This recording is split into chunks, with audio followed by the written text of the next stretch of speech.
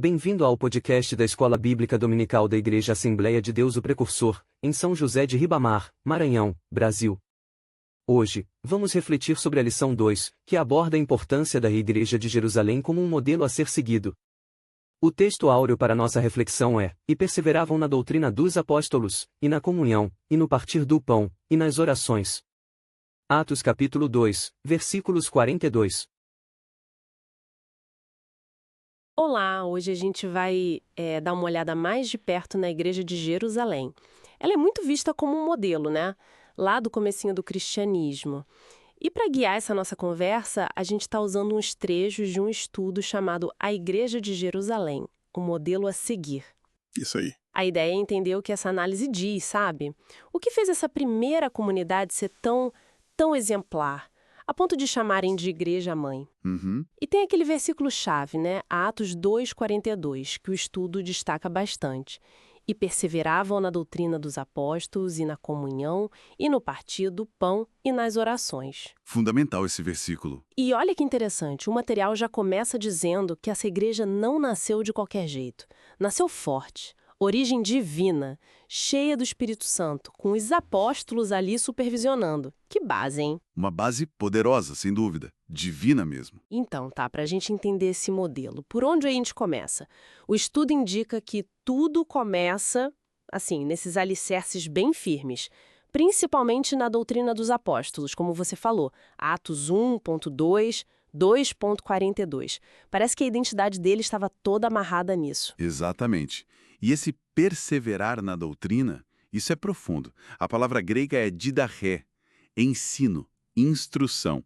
E está totalmente ligado à ideia de discipulado, né? O discípulo, bom, ele reproduz o que aprendeu. O estudo até comenta algo forte. A tragédia da igreja acontece quando ela não consegue ser discipulada, nem tampouco discipular.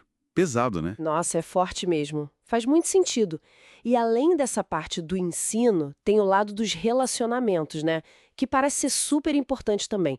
O estudo liga a koinonia, a comunhão, lá de Atos 2,42, direto com as relações entre as pessoas. Investiam nisso, né? Em construir laços. Investiam. E muito. Era algo central. E a oração?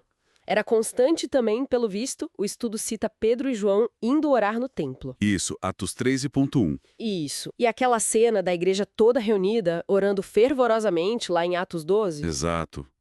Mostre uma dependência real de Deus, através da oração comunitária. E junto com isso vinha a prática dos símbolos, certo? O batismo? Sim, o batismo, Pedro orienta lá em Atos 2.38. E não era só um ritual, né? O estudo coloca como uma ordem de Jesus, um marco da nova vida. Exigia arrependimento, fé, e era um testemunho público bem forte da conversão da pessoa. Entendi. Um testemunho visível. E o outro símbolo-chave é a ceia do Senhor, que muitos, e o nosso material também, associam com o partir do pão de Atos 2,42. Ah, o partir do pão. O texto até cita um estudioso, Donald G.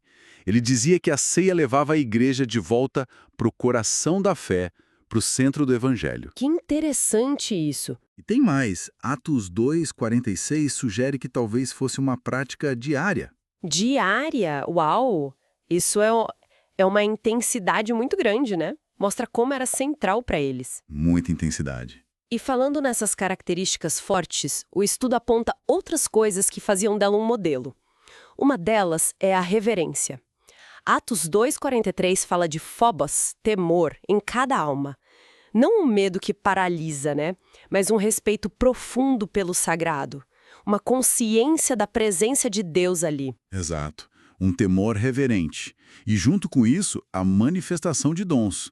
O mesmo versículo fala de muitas maravilhas e sinais feitos pelos apóstolos.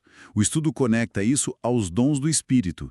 Até compara com Romanos 15:19. Entendi. Então a ação sobrenatural de Deus era visível ali. E o acolhimento, como era isso? Ah, isso é marcante. Atos 2,44. Tinham tudo em comum. Isso sugere uma comunidade muito aberta, acolhedora de verdade. Onde as pessoas se sentiam parte, né? Exatamente. O material até reflete sobre como a gente tende a se fechar, né? Mas para ser relevante, a comunidade precisa acolher. É verdade. E para fechar esse quadro, a adoração. Atos 2:47 diz que estavam louvando a Deus. Isso. E o verbo grego é aineu. Segundo o estudo, isso não era só cantar. Era uma expressão de júbilo, de gratidão, de entrega total, uma adoração que nascia da vida deles em comunidade. Que bonito isso, uma adoração viva. E qual o resultado dessa dinâmica toda? Crescimento contínuo. É o que diz Atos 2:47, né? O Senhor acrescentava pessoas todo dia. Exatamente. E aqui tem um detalhe interessante que o auxílio bíblico teológico citado na fonte traz sobre a tradução. Aquela parte, aqueles que se haviam de salvar. A tradução mais precisa seria aqueles que estavam sendo salvos. Ah, que diferença. Faz diferença sim, porque afasta um pouco aquela ideia de predestinação nesse contexto específico, sabe? E conecta o crescimento diretamente com o que a igreja estava fazendo, vivendo. Entendi. O crescimento era fruto dessa vida vibrante deles.